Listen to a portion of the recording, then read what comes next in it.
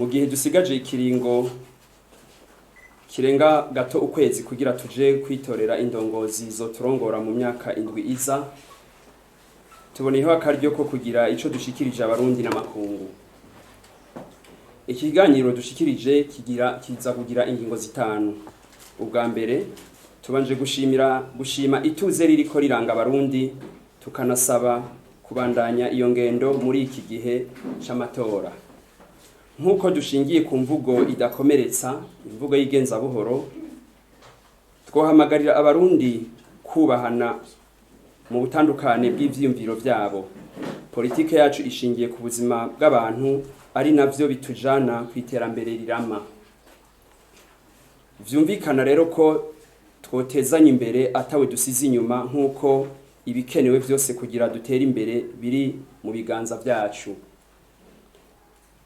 Kubw'ivyo umuntu wese yanyuzwe nuko kuri azoja gutora iteka ryiwe adasuniswe n'umugwi uwari wo wose, ibara canke ikimenyetso. Ubwa kabiri tuboneyeho akaryo ko gushimira leta y'u Burundi kuba yarashizeho umugwi wigenga ujejwe gutunganya amatora seni, ari nawo gushika ubu uriko utegura ibikorwa vyo gutunganya amatora. Tuboneyeho kandi akaryo ko gushimira uwo mugwi ku gikorwa kidasanzwe umaze kurangura mu gufasha gutunganya amatora atekanye, ku mugaragaro, mu bwisanzure ahurikiyemwo bose. Tukizera ko uwo mugwi uzoshishikara gukora ataho wegamiye kugira ngo uhereze abarundi igikorwa c'iteka. Ubwa gatatu twagomba kumenyesha ko gushigwa imbere kwacu mu kibanza co kwitoza ni umwimbu w'ibikorwa n'imbuto twabivye yatumye abakiri bato isinzi batahura ubucuti buri hagati y'utora n'utorwa. Niko kwitoza nk'uwigenga si ibintu bimenyerewe muri kino gihugu, ariko kuba uwigenga ntibisigura ko uri gati ka waga. Nico gituma tugira tubereke ku mugaragaro umugwi w'igihugu ujejwe gutunganya imyiyamamazo yacu uhera ku itariki 27 z'ukwezi turimwo. Nkuko mubibona ni umugwi w'abakiri bato bazanye amaraso mashasha bashingiye ku mbona kazoza y'igihugu gihiriwe mu iteka n'itekane. Mubihweje n'abantu bakiri bato, urunganwe rwabo imyaka bahurikiye ko ikaba itarenga 27.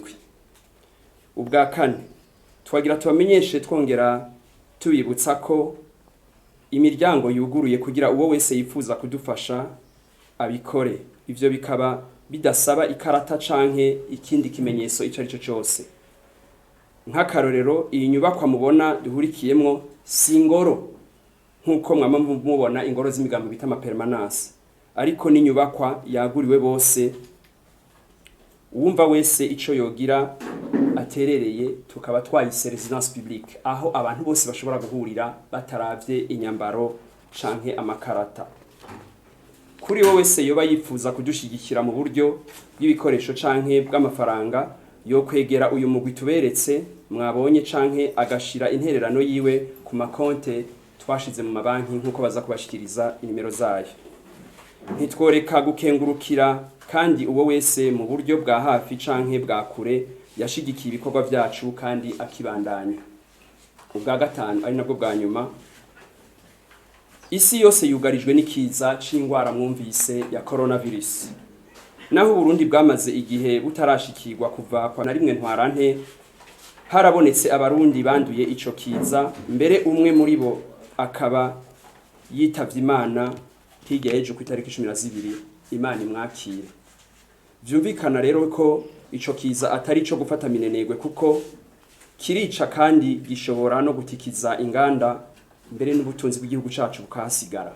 Turazi neza ko gutegeka abantu kuguma mu ngo zabo atari igikorwa coroshe hano iwacu, ariko intumbero yacu ya politiki itomoye itegerezwa gutangwa, kandi imigambi yose yoza ituma hagabanuka ivyo kononekara yoshikirizwa leta hamwe n'abasanze bayifasha bose.